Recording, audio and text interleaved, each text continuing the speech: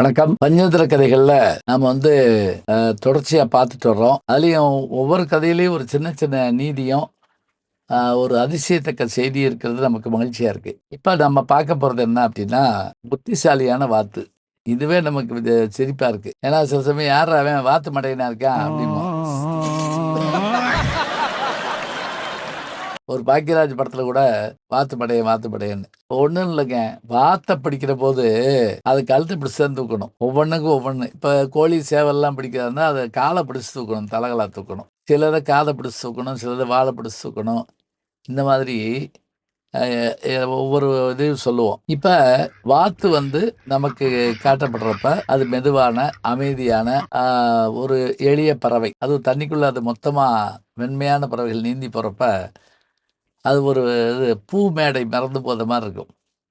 அழகா சொல்லுவாங்க, "வாத்து சும்மா இருந்தாலும், அதன் கால்கள் சும்மா இருப்பதில்லை. ஏன்னா, அது இயங்கிக் கொண்டே இருந்தால் தான், அது நகர்ந்து கொண்டே இருக்கும்" அப்படிம்பாங்க.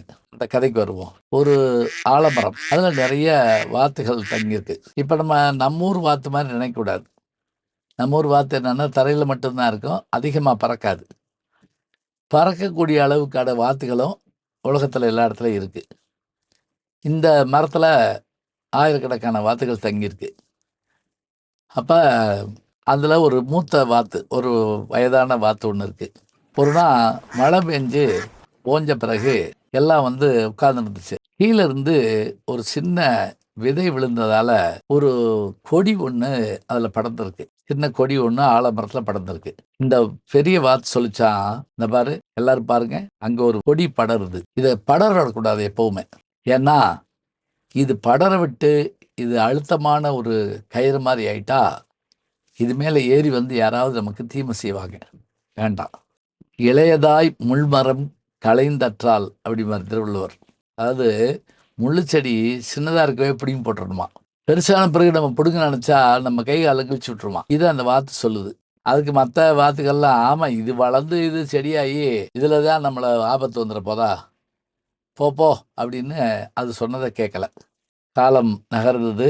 அந்த கொடி அப்படியே படர்ந்து ஒரு கயிறு மாரி ஆயிடுச்சு. ஒரு நாள் ஒரு வேடன் வந்தான். மரத்த பார்த்தான், எச்சங்கள பார்த்தான். இங்க நெறைய பறவைகள் தங்குது.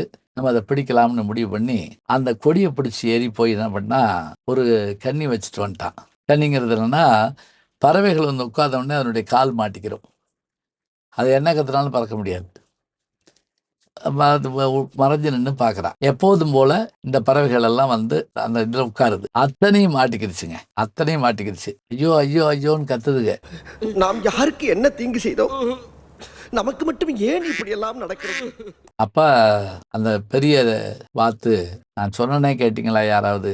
டா இது வழியா தான் ஒருத்தன் ஏறி வந்திருக்கான். இப்ப நம்மல்லாம் மாட்டிக்கிட்டோம். ஆமா மாட்டிக்கிட்டோம். ஏதாவது வழி சொல்லுங்க.